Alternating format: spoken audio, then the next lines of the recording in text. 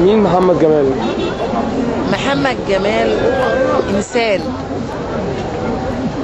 يعني كان بيبحث عن رضا ربنا سبحانه الله وتعالى. كان زيه زي أي إنسان في الدنيا.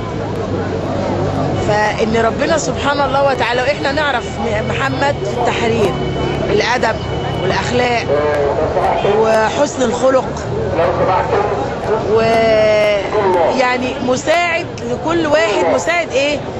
ببدن. يعني لو لقى حد عايز يعمل خيمة بيعملها له. يعني اي خناقات، البلطجيه طبعا اللي موجودين كده. بس طبعا احنا ما خسرناش محمد جمال، لان في مليون محمد جمال. فان محمد جمال يتمنى ان ربنا سبحانه الله وتعالى يقبله شهيد، ويقول ان شاء الله انا اول شهيد بعد مجلس الوزراء، وربنا ينولها له، فاكيد دي نعمه من عند ربنا يعني، وحسن خاتمه ان شاء الله. نسال الله كل جمال لمحمد جمال. شكرا. خد الراجل واحده خدها خدها